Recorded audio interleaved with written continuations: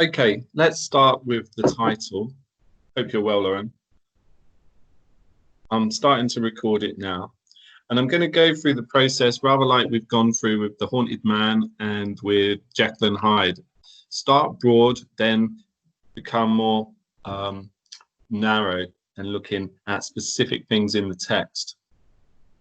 So, Uma, what would you say about the title and what makes it Gothic? You might be muted. It seems to mute people automatically. Oh, yeah. Well, the fact that it uses the House of Usher sort of implies like something to do with like a class, like an upper class person. Yeah. And it's like about like societal divides and that sort of thing. Yeah, that's interesting. Good. Can anyone else add anything to that? If you don't have a microphone, you can type and I'll just relay what you say. Check if you're muted. And what would you say about the fall?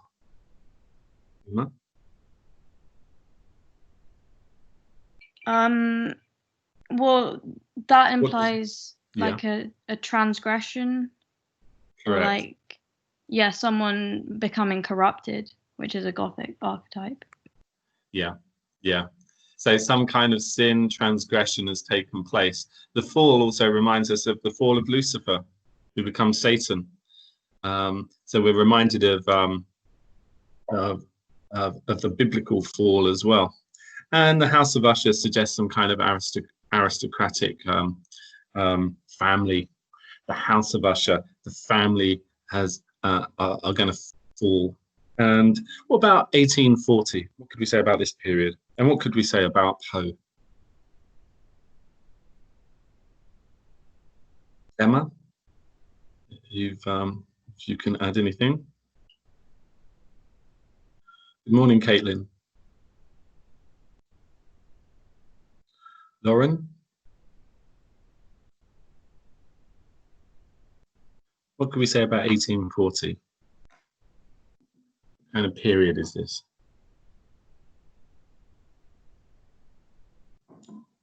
Okay, it's the mid-Victorian period.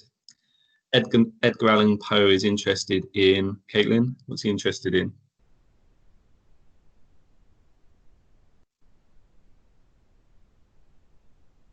You might be muted, I'm not sure.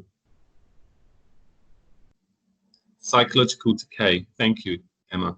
The terror of the mind. Where early Gothic texts might have had evil characters, monsters even, by the 19th century, there's a kind of growing interest in psychology, and the real monster is perhaps within ourselves. I just repeated myself. I don't know. I'm echoing somewhere. Right. So we start broad, then go in. Right. Let's look at the first paragraph. Really good students will touch on verbs often. So think about those. What I want you to do in this first paragraph is you should be able to tell me what kind of patterns do you notice. If I could have more people contributing, that would be really good. If you can speak, it's good because I have to jump back between screens to see what comments people have made. So take a moment to look at the first paragraph and tell me what you might talk about in terms of patterns that you see and what makes this first paragraph particularly Gothic. Uma, as your microphone does work, I'm going to ask you to start. Caitlin, if yours works, I'll ask you afterwards. Okay, well, there's lots of mentions of like a sort of disparity between life and death. Like they mention like the crumbling condition of individual stones, and the perfect adaptation of parts. So it's like a liminal space between life and death. Nice. Yes, I like that. What words seem to you to suggest a sense of death or decay? They say dilapidation, Mm-hmm. discoloration, Mm-hmm. fungi, Yeah. that sort of thing. Yeah, good. Always try and sort of dot around and find three things. You know, a cluster quote goes a long way with examiners looking closely at it. I'll just go down. I'll just reduce the screen for a second, see what other people have said. No one said anything. Lauren and Caitlin, what might you add to this? What other patterns can you see in this text? Caitlin, can you hear me? Just wondering.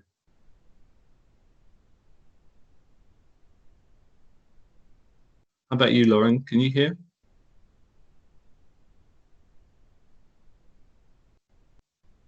Ah, Caitlin's audio isn't working. Right. Okay. But you can type. Can you hear me, Caitlin? Okay. Right. You can hear me. Okay. Right. If you want to type responses, that would be good. I'll relay it that way. What other patterns can we see, Emma? Patterns could be contrasts or other patterns. So we've got that sense of decay. What else do we see that's typically Gothic? Jalen, you can add also at this point. Let's go back to it. What's typically Gothic about the first sentence? Shaken off from my spirit, what must have been a dream. I scanned that aspect of the building.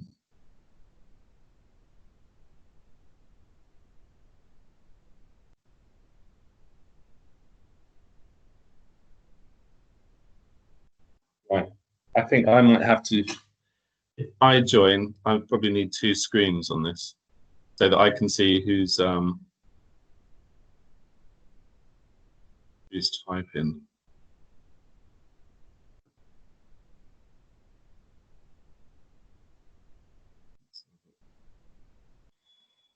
The dream makes the narrator seem unreliable. Good point, Emma. We're starting straight away with obscurity. We're not quite sure if what we're seeing is real or imagined, which is typically Gothic. And it highlights how the narrator may well be unreliable. We're going to come back to that point a little bit later.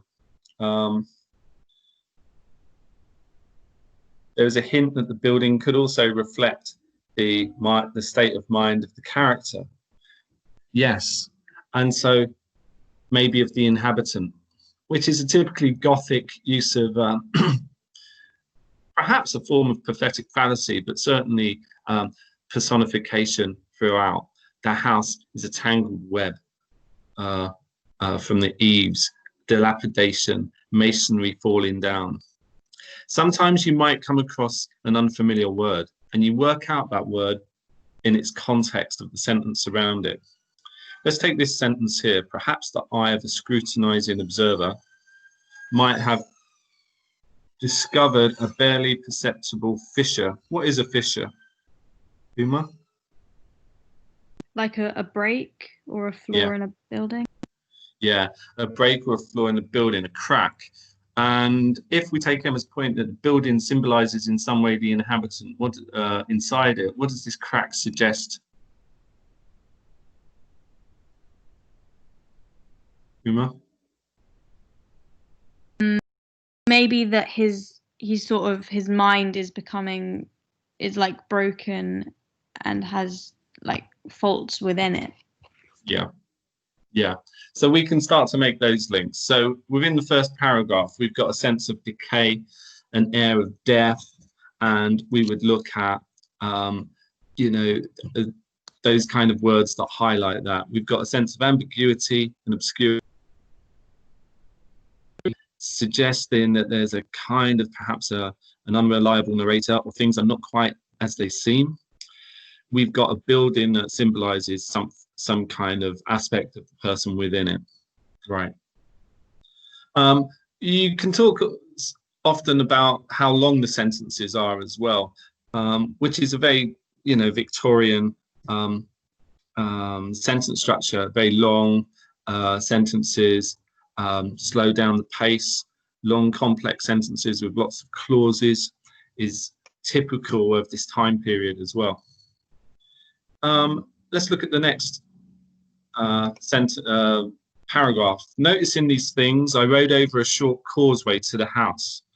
What is a causeway, Lauren? What is a causeway? Lauren says terror is an anticipated threat preying on the imagination. Good. So we're seeing hints that are typically Gothic that foreshadow maybe a terror or horrifying event to come. So we would look for aspects of that. Yes, it's a causeway is similar to a bridge. So it's obviously a stream going across, dividing. It's a raised road over usually a stream or a passage of water. Where might we've seen that before? In the Bloody Chamber? Yeah, why? And what makes it typically Gothic? Because it's like it's a transformation from one like area to another, so it implies like, yeah, it implies a transformation. Right. Yeah, that's true. We do see it in it. And what does the water do? The building is behind it. The house is behind this building. The house is behind this waterway. What else is typically Gothic about that? It isolates the house. Yeah, so yeah, and Jalen says that as well. It brings about a sense of isolation. Again, think about all the places that they're situated in, isolated places, and again, heightening the sense of terror and possibly of being trapped as well. You can't get out. It also emphasizes the states of the inhabitants as he is separated from society. Good point, Emma. Welcome back, Caitlin. Thank you. Right, so we've what other texts do we have in which the inhabitant is isolated? Dracula. Yeah, where specifically, Caitlin? So the examiners are going to want you to give a specific moment in a specific text. I can't remember quite exactly, but when it references how the mountains kind of act as like the mountain ridge kind of separates him, and the forest as well separates the castle from the rest of society. Yeah, good point. Good point. So whenever we have to make reference, the question will ask us to draw on our reading of Gothic. So we have to make reference to our other reading as well.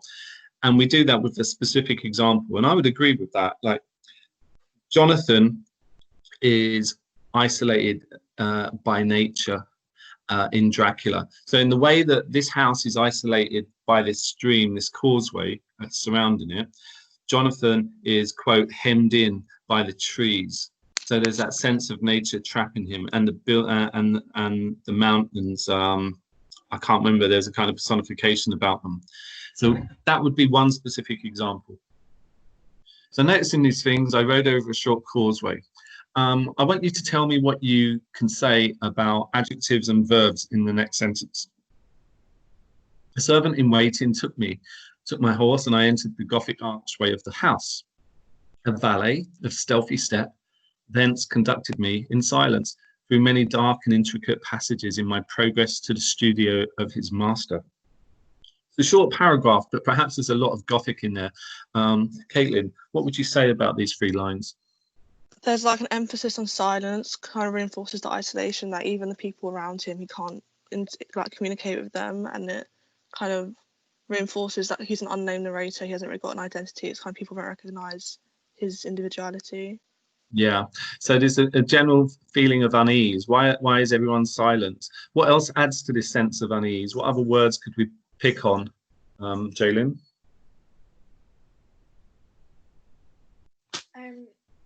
Many dark and intricate passages in my progress to the studio of his master. So it's like Speak a bit louder. Sorry, I've got a bit of a sore throat. Okay. It's like complex and claustrophobic with the dark and intricate passages, and it's like the bloody chamber when she goes down into the narrowing like architecture of his house.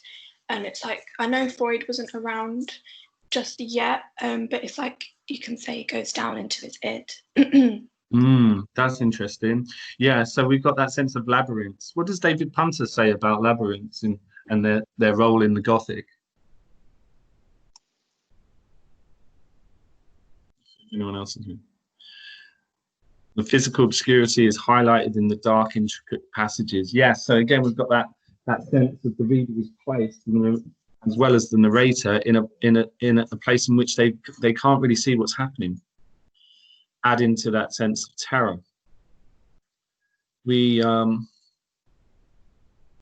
David Punter said labyrinths are like going into the recesses of our own mind and finding the terrors within. And that's kind of reflected in Gothic in many ways. Let's look at the valet. What would we say about stealthy step? What does that suggest? And what kind of word is stealthy? Is it a verb, adjective, or adverb? Uma? Is it an adjective? Yeah, I think it could be adjective or adverb, and I think you'll be fine. But try to use the word classes if you can. Okay. What does that suggest about the valet? That he's stealthy. He's very secretive. Yeah. Suggesting he has something to hide. Good.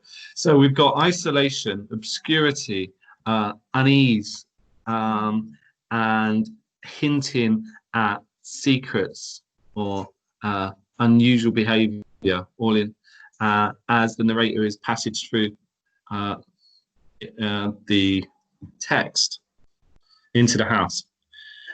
Right. Take a minute to read the next paragraph. Look at your notes and what you've said. Okay. I'm going to give you a few minutes to think about this one. I also want you to think about the role of the narrator in Gothic. What would you say about the narrative technique used in this passage? So I'm going to give you a couple of minutes to maybe write some comments if you can't use the microphone. And if you can use the microphone, I'm going to give you 3 minutes to think about what you might say about the next two passages. Okay? So collect your thoughts. Think about following areas. Let's just remind ourselves of the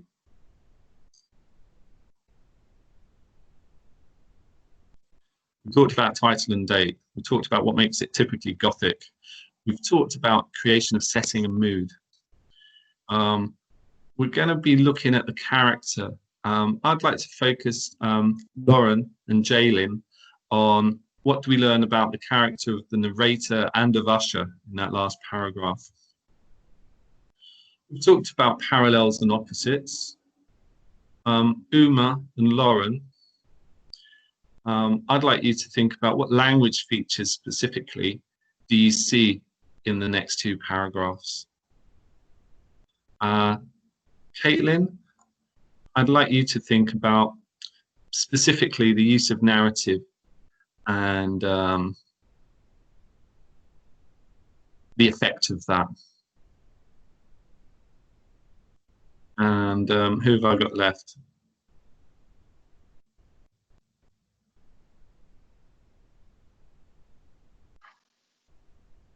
Uma, you're going to think about the ending of the passage. How does it end?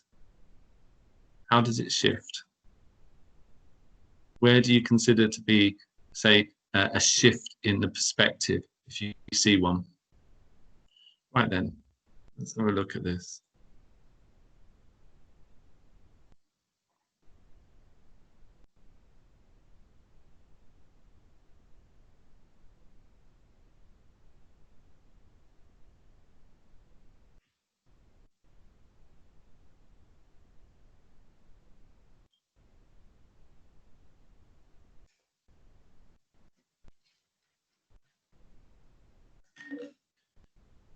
Okay, Caitlin, would you like to start, please? What would you say about this penultimate paragraph? It follows the kind of mid-Victorian Gothic period thing with having first-person narrator. So it kind of places the reader in the position that the narrator is in themselves. So it increases the suspense because you feel like you're experiencing it yourself. Because it's an unnamed narrator, it kind of puts more emphasis on the fact that the main focus of the story is Roderick Usher because he's the only one that's singularly named by the end. So it kind of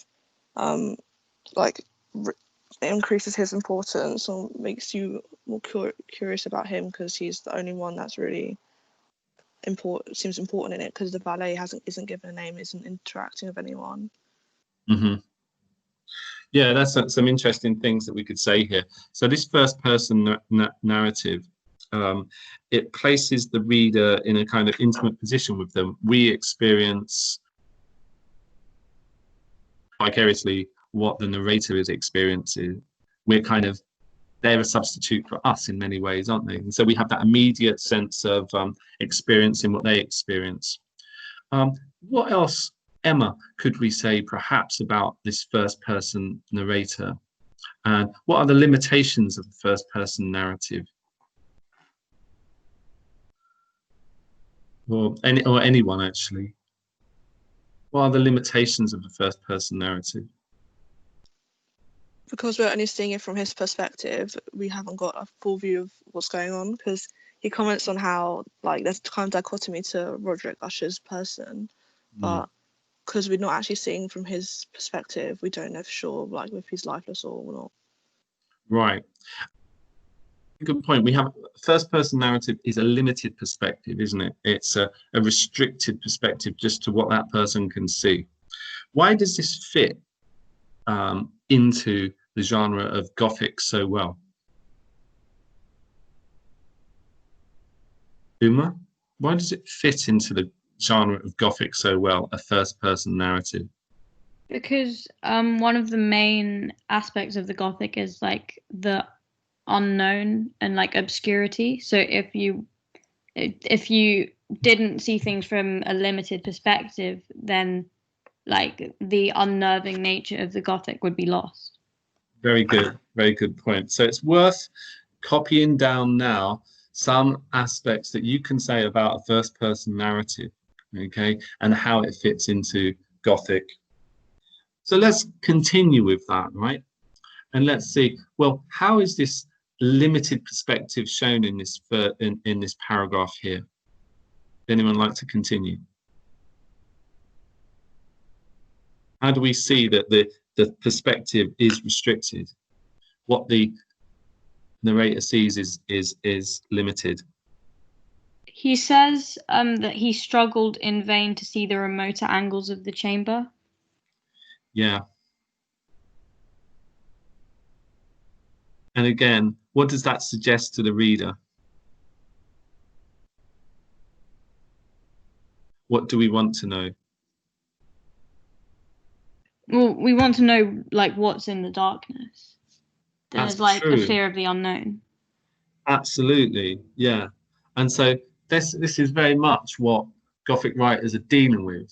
We want to know what's in the darkness, even though it might terrify us. We fear the unknown, and yet we want to know what's there. How is darkness created in this passage? What makes it typically Gothic? Let's see what people are writing. Emma says the narrator is unnamed, and as the reader, we do not know who that person is, which leads us perhaps not to trust the narrator as much as if they were named. That's a valid point. Lauren says the terror is clear as it states an air of stern, deep, and irredeemable gloom hung over and pervaded all. This highlights the anticipated fear that he felt. Yes, and again, it hints at how the buildings sometimes symbolize some aspect of the character who inhabits the buildings. This sense of personification of a building representing who the person is who lives in that building. Bit like Through the Keyhole. You ever seen that program where they're going sort of D-list celebrities' houses and you've got to guess who they are? What other text could you make reference to in which the house inhabits some personality of the person who lives in it? Jalen? I know within Dracula, the castle is described as like spiky. I don't know the exact reference, but it's jagged, I think, and so it's like emblematic of his teeth and how he bites his victims. So that comes to mind straight away. Yeah, yeah, that comes to mind. So sometimes having some specific ideas or specific quotes could be helpful. Yeah, so the castle has got some, it's uninviting shadows and darkness. Again, suggests a kind of malevolent person in it. We could also talk about the description of the lady in the House of Love and the air of lack of care, of age, and Lauren's mentioned that, yes, and the specific sense of an unloved house, which represents how she's unloved. She wants to be loved, doesn't she? Even though she's a vampire, the sense that she is trapped in that house, just like the bird trapped in the cage. The paintings of her forefathers looking down on her, guarding her. Okay, so settings tell us something about the person who inhabits that setting. What words would we pick out that, in a sense, are hinting at what Frederick Usher is like? Lauren's picked up the irredeemable gloom that pervaded all. Is there anything else, Caitlin, that we could look at, or Emma? That it's large and lofty kind of implies that it's like imposing, like overwhelms him. Yeah, yeah, yeah. That's good. In crimsoned light, what color is crimsoned? Dark draperies, physical obscurity and darkness.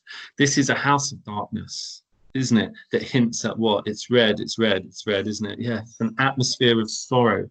Again, this is telling us about the character in front of us. And so this display of personification symbolizes something about the character. The reader is forced to equate one with the other.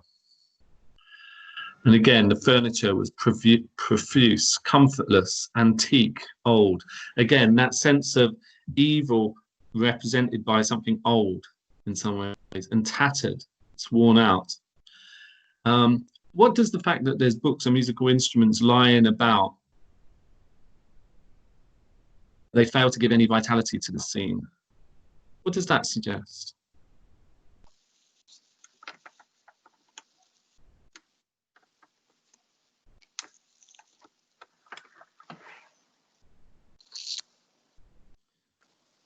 Maybe that there's no joy in life to be found in this house. So books and musical instruments don't seem to enrich the person's life. There's no vitality.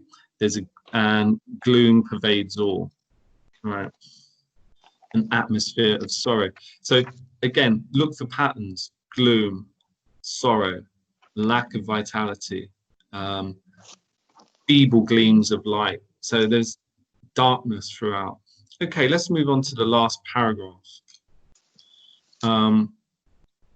We would probably talk about the role of darkness in Gothic, but let's consider the encounter. What do we learn about Usher here from the first person narrator? He kind of puts on a facade of like being happy and being like a warm kind of person, but he's not really. Okay, and what's your evidence that it's a facade? And greeting me with a vivacious warmth, which but of an overdone cordiality, and I don't have to say that French word. Ennui, weariness of life, excessive boredom, bordering on depression, perhaps. So yeah, so immediately there's a sense of a facade, something's artificial, not quite right. What other text could you link that point with, that somebody's appearance isn't actually their true self?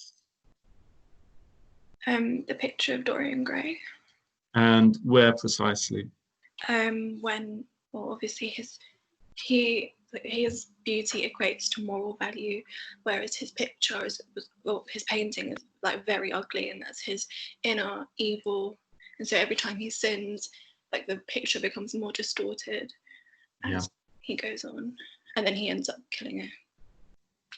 Very good, very good. And so that sense of the Victorian value placed on respectability and reputation, but the true self hides beneath. Good. So always look at another text, and a specific example from that text, and then move on. So everything was a constrained effort, right, on this man's part, an overdone cordiality. He'd been lying at full length and then stood up to greet me. And it's the first time we get a sense of vivacious warmth, but there's something not quite right about it. But then he says, a glance, however, at his countenance convinced me of his perfect sincerity. What's the reader to make of that, Caitlin? That he's not, like, he thinks, he comes to the conclusion that he is actually happy, but he's not too sure because he like, fluctuates between his decision on it. So it kind of, it seems that Roderick Usher's personality, his just persona, it can't really be defined because he's in a state of obscurity between the two extremes. Yeah, that's so there's the liminal between this idea of someone who's completely bored, weary of life, and yet appears to be completely sincere, but at the same time is doing an overdone cordiality.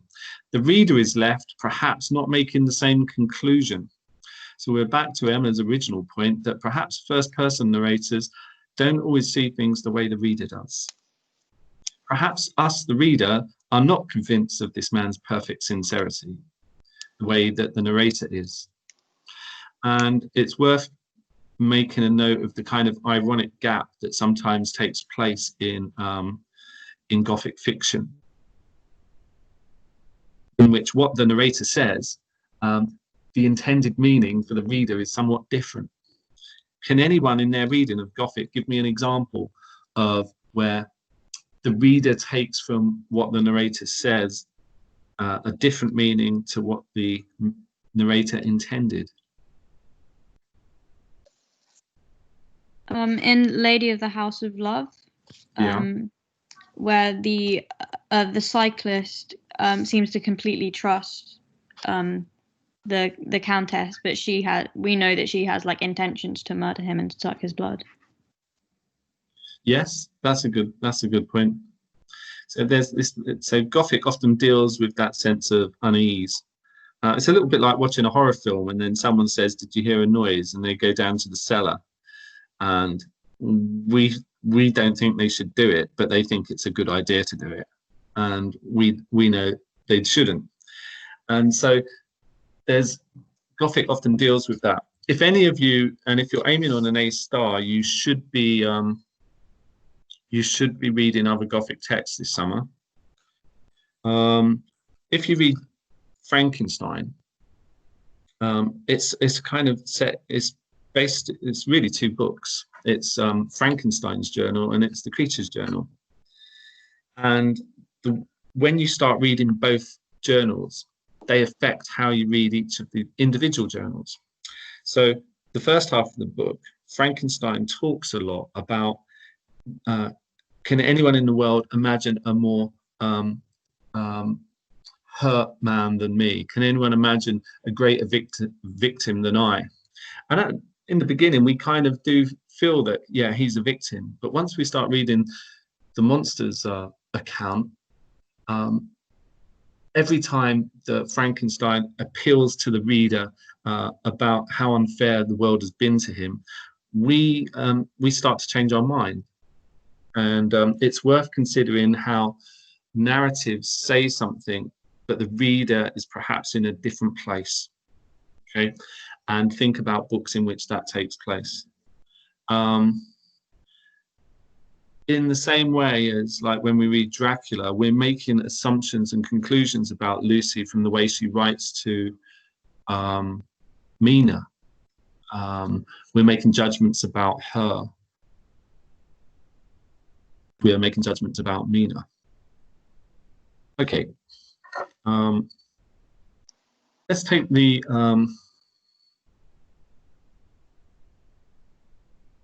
last. What might you say about that? I'll see if anyone said anything more. Emma says, when the narrator looks with half of pity and half of awe, it could show how this story is about a fall in status. Right, so the fall in status of Usher, isn't it? Tragedy I read something in that Gothic book about the sublime. It's a concept that suggests everything that is boundless and cannot be understood or contained or imitated. That in many ways, the sublime creates a feeling of awe, and it's sometimes to be found in not understanding something. So maybe this awe that the narrator feels for Roderick Usher is that we don't understand why he is this way. Emma says, sorry, Emma, Gazed also emphasizes how Usher cannot be understood. Yeah. We sat down, and for some moments, while he spoke not, I gazed upon him with a feeling of pity and of awe, not understanding him. Surely man had never before so terribly altered in so brief a period as had Roderick Usher. Why the exclamation mark, Usher, Uma?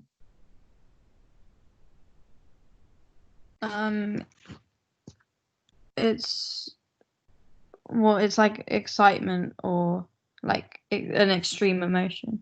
Extreme emotion. That's what Gothic deals with. How might we take that last sentence, Lauren, and any of you, and relate it to our reading of Gothic, like we're being asked to do in the question? Draw on your reading of Gothic. What would you say about the ending? Surely man had never before so terribly altered as Roderick Usher. And how might you relate that to your wider reading of Gothic? Jalen, would you like to start?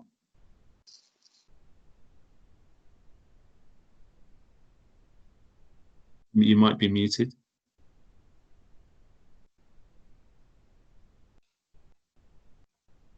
Okay. Caitlin.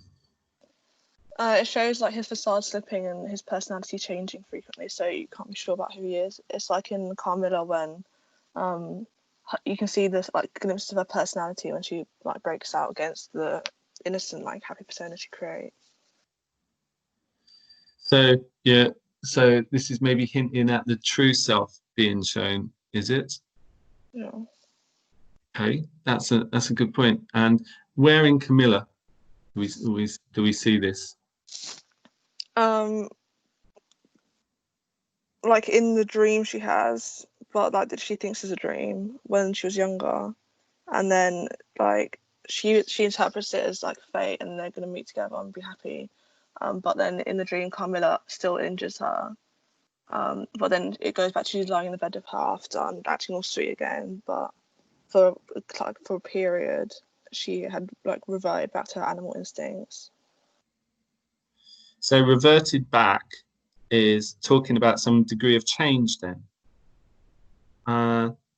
So let's get some other examples therefore of this man had never so terribly altered. The idea of change and transformation is where we're probably going here, isn't it? What other texts deal with change or transformation? Lauren and Emma?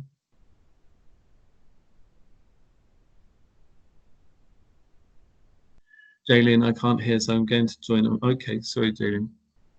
Maybe it's me, and maybe I need to be a bit louder. Can everyone else hear me? Yeah. Okay, change and transformation. The ending of this text shows us that Roderick Usher has changed, been transformed. Why do Gothic texts and in what texts do deal with transformation and why? I think Emma said this, but like transformation is especially explored in Dr. Jekyll and Mr. Hyde. And it's kind of very similar to this because like the incredible contrast between how Usher wants to be perceived and how he actually is similar to like the extreme like charitability and kindness of Dr. Jekyll versus the evil and savage instincts of Mr. Hyde. Yeah, that's a really nice way of putting it. And it's kind of I think us trying to find specific moments in other texts to illuminate how this text is doing it. And I think Roderick is putting on an act of vivacious warmth. He's trying to be one thing, but the narrator sees a complete different transformation. So that idea of appearance and reality is explored in Jekyll and Hyde, but in a different way in Jekyll and Hyde, isn't it? Because to Dr. Jekyll, his turning into Mr. Hyde is the opposite of Roderick Usher. There's a sense of vitality in being pure evil. If you recall the extract we looked at last week, he enjoys the sense of power that being Hyde gives him. So examiners would like it if you can kind of make links with other texts, but also highlight how they're different, or using transformation in different ways. So what other texts could we talk about? What about the transformations that we see in Lucy as vampire, or indeed as Lucy reverting back to Lucy from vampirism? Not in this extract, but Madeline when she comes back. When she comes back from what? Sorry, Caitlin? Because wasn't she buried alive? Who, Lucy? No, in the story, wasn't Madeline Usher buried alive?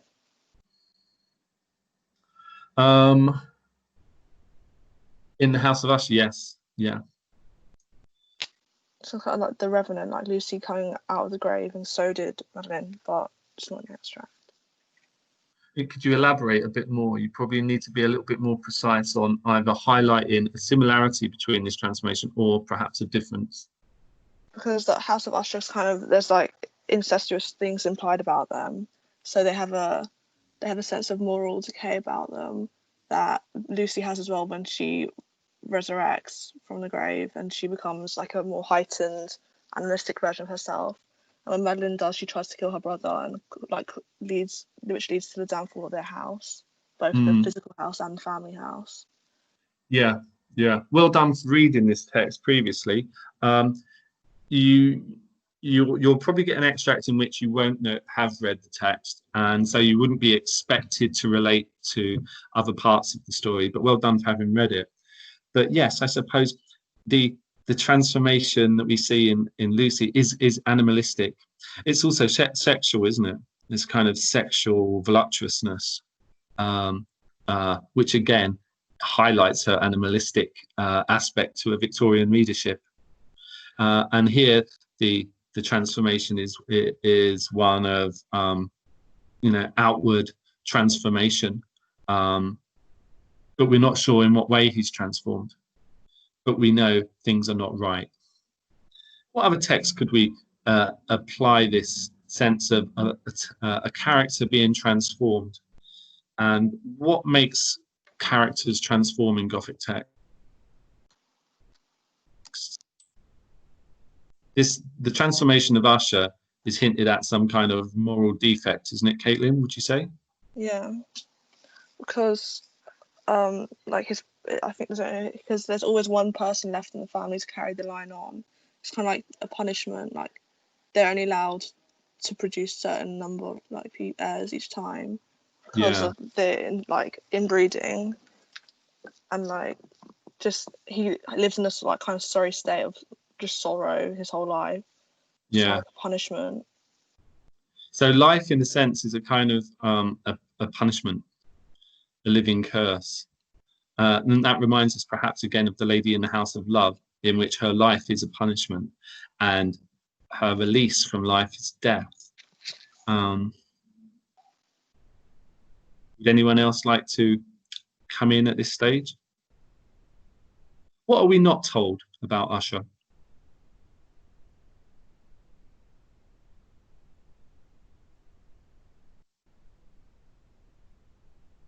Lauren, what are we not told about him? What he looks like. What he looks like, yes. So some texts you could talk about how they are physically described as being different. But Usher, we're not told. Why does the narrator decide, why does the writer decide not to tell us how he's been changed, only that he is changed? What's the effect of that? This idea of showing, not telling. If you leave something up to a reader's imagination, they're more likely to imagine something more terrifying than what the author intended. Yeah, I agree with that. I agree with that.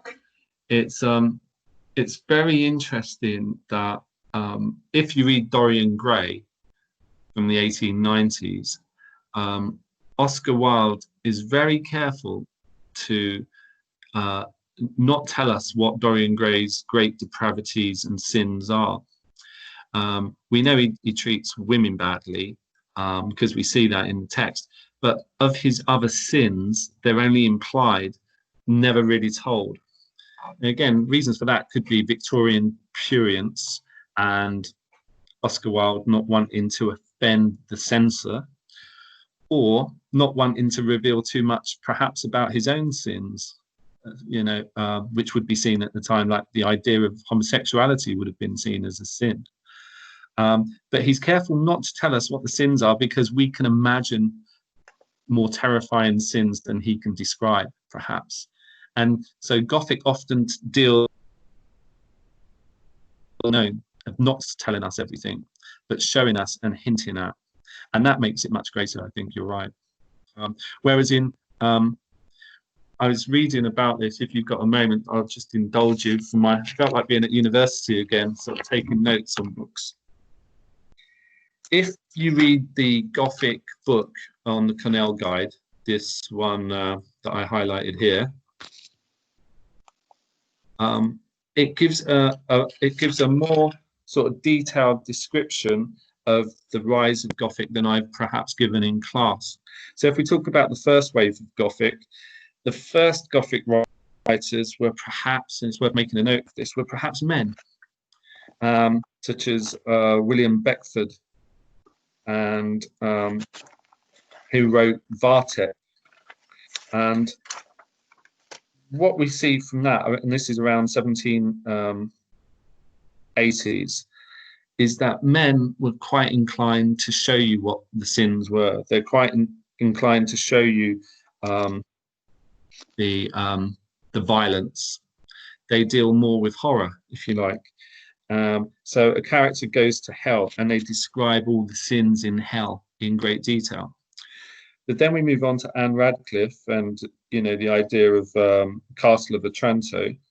She's much less excessive. She deals much more with suggestion, building up suspense. She doesn't show the violence, but rather she hints at it. Why do you think there might be that kind of difference in writers? So Anne Radcliffe reacts to the monk. She writes The Italian. The monk is a very violent book. It's a very violent character, and we see what he does. But Anne Radcliffe deals with uncertainty and obscurity much more. Why do you think there's this difference between Gothic writers in the first wave of Gothic?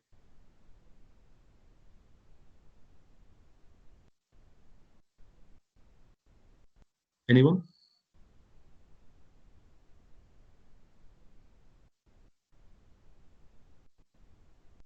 Maybe the cultural differences between men and women at the time of writing. So men had to prove their masculinity, whereas women wouldn't have focused so much on the actual violence that took place. Yeah, I think that's a really interesting.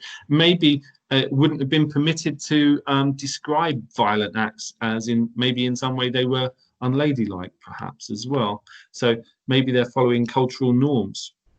But it is interesting that perhaps adds that sense of showing rather than telling, of bringing in uncertainty and obscurity, which is then taken on further by Gothic writers in the 19th century. It was kind of interesting. the examiners will be impressed by you showing a kind of nuanced understanding of Gothic. And I think that book, in its 40 pages, does give quite a lot of detail in that sense. Okay, let's bring this. Has anyone got any other final thoughts about this text, or as we've finished now, any final questions that you want to ask me about anything to do with the course that we've now done?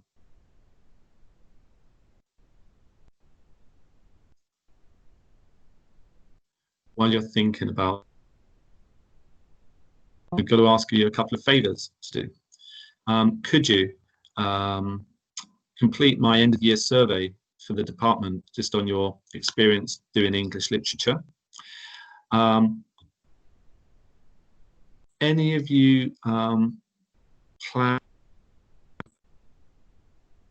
to do English university?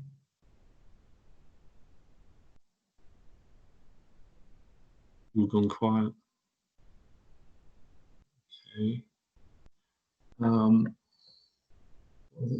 Yes, I think what we're next week, what I would like you to do is to print off the end of year checklist of all the things we expect you to have covered in Dracula, the Bloody Chamber, and the Tempest, and start to set your own targets for next week in terms of maybe using the suggested resources to just enhance your notes on the text that you think you need to do a bit of work on.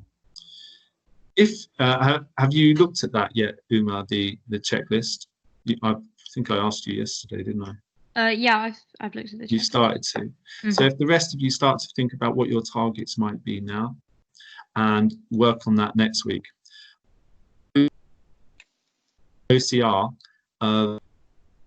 what they call an exemplar response to this extract. And I don't think it was written by a student. I think it was written by a teacher around about the time that this exam syllabus was created.